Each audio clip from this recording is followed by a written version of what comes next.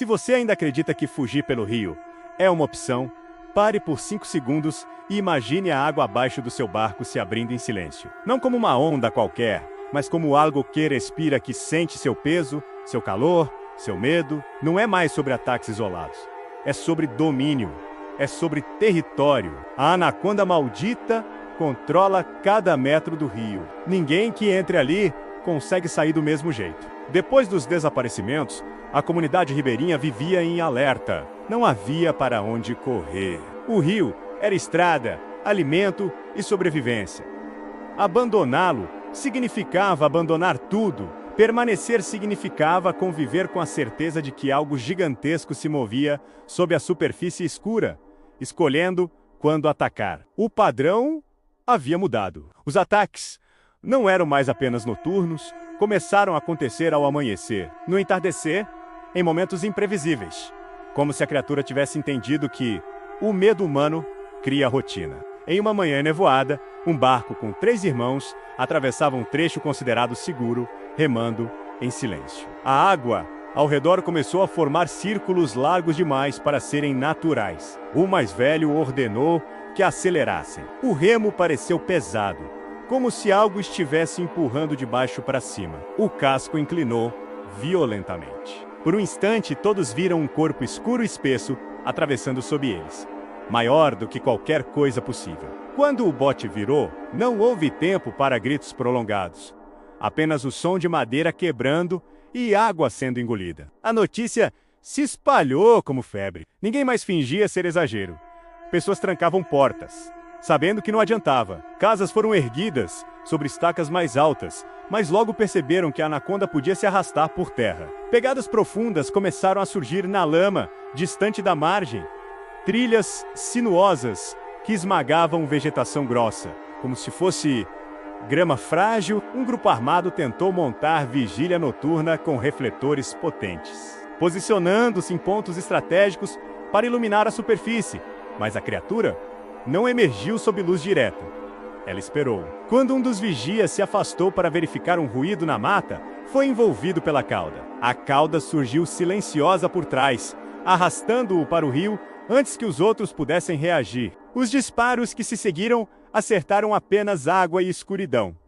O mais assustador não era apenas o tamanho, mas a precisão. A anaconda parecia antecipar movimentos, evitar confrontos diretos quando não eram vantajosos, atacar onde a reação fosse mínima. Isso fez com que alguns falassem em algo além de instinto animal. Algo que aprende, que se adaptava, que talvez já tivesse ali há décadas, crescendo nas profundezas intocáveis. Enquanto o terror aumentava, um fenômeno começou a ser notado rio acima. Áreas antes abundantes em peixes tornaram-se vazias, como se a cadeia alimentar estivesse sendo alterada pela presença dominante da serpente colossal. Animais maiores migraram, jacarés desapareceram, e o silêncio torna-se ainda mais opressor.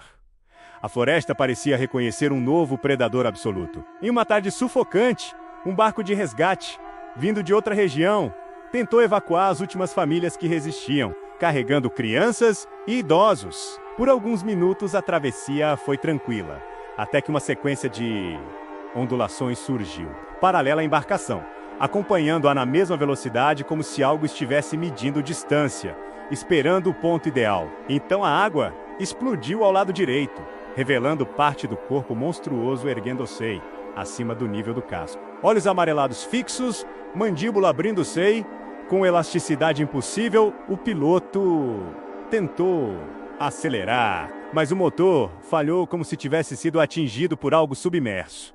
O ataque foi devastador. A serpente envolveu metade do barco, esmagando madeira e metal, lançando pessoas na água. Cada movimento da criatura era calculado. Envolvia, apertava, submergia, reaparecia metros adiante, bloqueando rotas de fuga. Quando tudo terminou, apenas fragmentos flutuavam na superfície turva. Os poucos sobreviventes que conseguiram se esconder na mata relataram que viram o corpo da anaconda estender-se, além do que o olhar alcançava, como se o rio inteiro fosse apenas um corredor para ela deslizar. Alguns juraram que a cabeça emergiu em 2 pontos diferentes quase ao mesmo tempo, como se a extensão fosse maior do que qualquer medição racional permitiria. O pânico final tomou conta da região. Autoridades declararam a área como zona proibida, mas proibir não significava eliminar. A criatura não precisava que humanos se aproximassem para atacar. Ela começou a avançar por igarapés menores, conectados ao rio principal, surgindo em áreas antes consideradas seguras. Relatos de sombras gigantes começaram a aparecer até em vilas mais distantes. Uma noite, durante tempestade intensa, quando trovões encobriam qualquer outro som, moradores ouviram algo pesado deslizando pela água da enchente que invadira parte da comunidade. Ao amanhecer, encontraram casas parcialmente destruídas, galinhas desaparecidas e uma trilha profunda que saía de um canal inundado e retornava a ele, como se a anaconda estivesse testando o alcance em terra firme.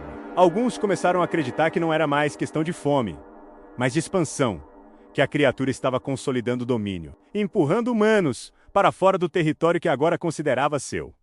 Um pesquisador remoto analisou vídeos, concluiu que o crescimento da serpente poderia ter sido favorecido por isolamento extremo e abundância inicial de presas. Mas mesmo ele admitiu que o tamanho estimado ultrapassava qualquer registro científico confiável. A cada nova história, o mito tornava-se realidade concreta, e a realidade tornava-se ainda mais aterrorizante do que qualquer lenda antiga. O rio deixou de ser via de vida e transformou-se em fronteira invisível entre sobrevivência e desaparecimento.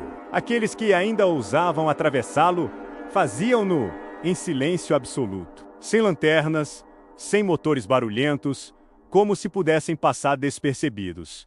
Mas a água sempre reagia, sempre ondulava levemente, lembrando que algo estava ali embaixo, acompanhando cada movimento. Houve tentativas de capturar imagens aéreas com drones, mas 2 deles desapareceram após sobrevoar áreas onde a superfície se movia de forma anormal, como se até o som distante das hélices fosse detectado. A sensação coletiva era de que a anaconda maldita não apenas dominava o rio, ela compreendia o ambiente de forma estratégica, explorando conexões, usando profundidades maiores como rotas invisíveis, surgindo onde menos se esperava. Em uma última tentativa desesperada, uma equipe especializada montou armadilhas reforçadas na margem, mas durante a madrugada ouviram o som de estruturas sendo arrastadas para dentro da água sem resistência significativa, como se o peso colossal tivesse simplesmente ignorado qualquer obstáculo. Ao amanhecer, restavam apenas cabos rompidos e marcas profundas que seguiam para o centro do rio. O domínio estava completo e a mensagem era clara. Aquele território tinha dono. A floresta voltou a se adaptar a um novo equilíbrio. E onde antes havia vozes humanas, agora havia apenas vento, passando entre folhas e o som distante de água, se movendo lentamente, como respiração profunda de algo que repousa. A anaconda maldita não precisava mais se esconder, porque o medo fazia o trabalho para ela, afastando invasores, esvaziando margens, entregando-lhe controle absoluto, enquanto o sol refletia na superfície aparentemente tranquila. Poucos sabiam que abaixo daquela calmaria, algo gigantesco continuava a deslizar com paciência infinita, pronto para emergir novamente ao menor sinal de desafio, porque agora não era apenas uma predadora, era soberana. E ninguém que desafiasse seu rio conseguiria fugir.